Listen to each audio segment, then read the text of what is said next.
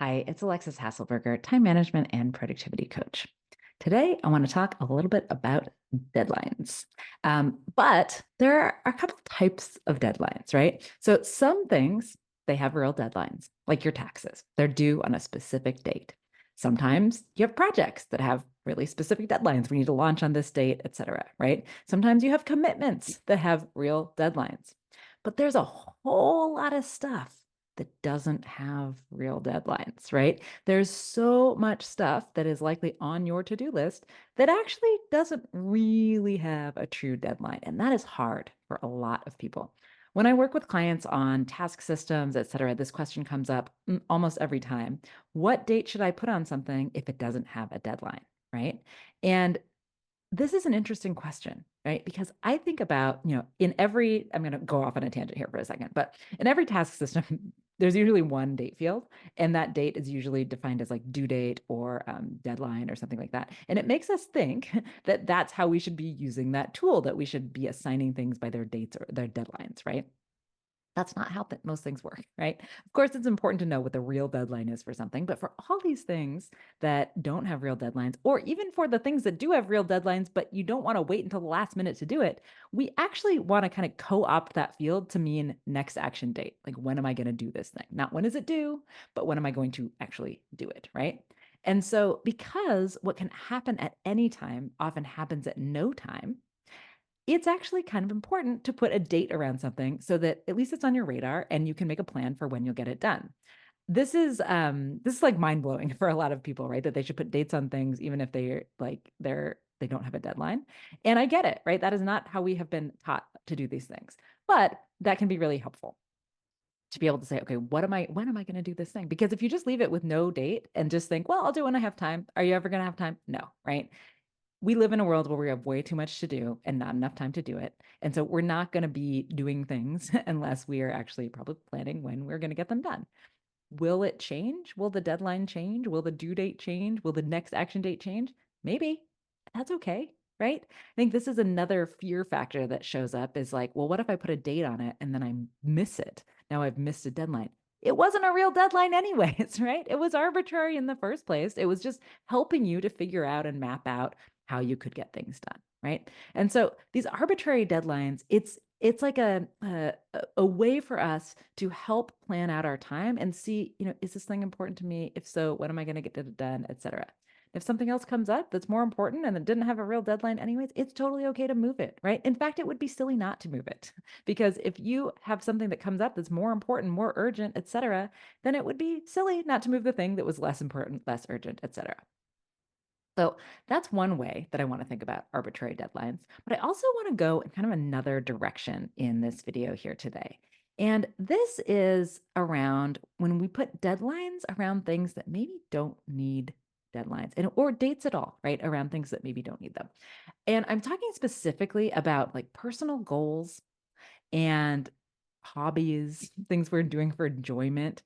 I see a lot that people put timelines, deadlines, etc., around their goals. They say things like, I need to lose 20 pounds by September 1st, or I'm going to have all of my photographs organized by, the end of the year.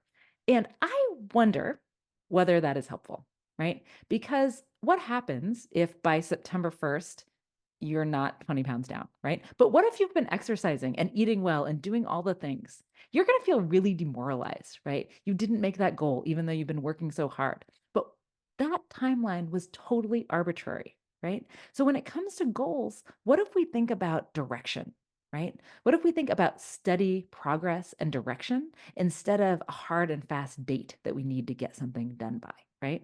It's hard to see into the future. But when we make progress day after day on things, we will get there eventually. We might not know when that's going to be, and that's okay. It's okay. We don't need to pen ourselves in with these arbitrary deadlines. I also see a lot of times people give themselves deadlines or dates around things that they're doing for fun, right? Oh, I am making this baby blanket and it needs to get done by this certain date. You know what? That baby is still going to need a blanket when it's 2 months old, right? If you don't get the blanket crocheted or knitted by the birth, it's totally fine. Send a card, send a lasagna, right? It's okay. We don't need to stress ourselves out about this stuff, and sometimes it takes the joy out of it. You know, if you've been around here a while, you may know that my current obsession is pottery. I've been spending a lot of time in the pottery studio for maybe 9 months or so, and this is an area of total joy for me. And it's an area where I actively reject timelines and deadlines around anything. I mean, nothing is more fun to me right now than to, go there on a Saturday afternoon, get a bunch of lumps of clay and just kind of throw things on the wheel until I feel like I'm done with no specific deadline or timeline or, oh, I have to make this thing for this person by X, Y, or Z. Like when we add deadlines to things that are truly joyful to us, right? That we enjoy, we want to do. That can sometimes just add stress. It actually removes the enjoyment of that thing. So this has been kind of a meandering video, I will admit, but this concept of arbitrary deadlines comes up a lot. And in some cases where it's a thing we actually have to do and et cetera, it can help us to anchor things in time so that we actually get it done. But for the stuff where we're really doing it just for the pure enjoyment of it, I don't know if it makes sense to put timelines around that at all. I read an article recently. I think it was in the New York Times, and it was like how to read more books this year.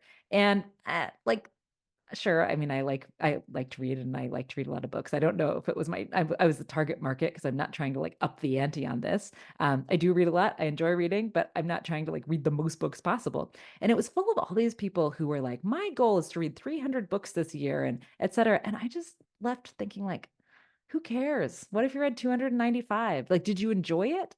Did you enjoy the time that you were reading? What's the difference between, whether you read 300 books by the end of the year or by the end of next year, right? Did you enjoy that time? Was it time well spent to you? Did you feel good about it? So that's all. That's all I wanted to share for today is like, I want you to really think about how deadlines work for you for things that don't really have them. Where is it helpful? And sometimes it is. And where is it not helpful at all? Because we don't have to live in a world where we are tied to dates for things that don't really need them. It's okay. We don't have to. And you get to make that choice about what's right for you. And you could make that choice differently in different parts of your life, right? It doesn't have to be the same in every realm, right? For me, I really like to put a date, not a deadline, but a date of when I think I'm planning to get something done so that I can plan the time to make it happen. But when it comes to stuff I'm doing for enjoyment, that really stresses me out. I don't want to do it. Maybe you're different. But what I do want you to think about is how you react to deadlines and how that makes you feel in terms of the different areas of your life. Now, if you like this video, give it a like. And if you want to make sure that you get my videos in your feed every week, then please go ahead and subscribe. See you next week. Hi guys, thank you so much for watching, and just like she said, make sure to subscribe to the YouTube channel because only about 24% of the people that watch our videos are subscribed. Thank you.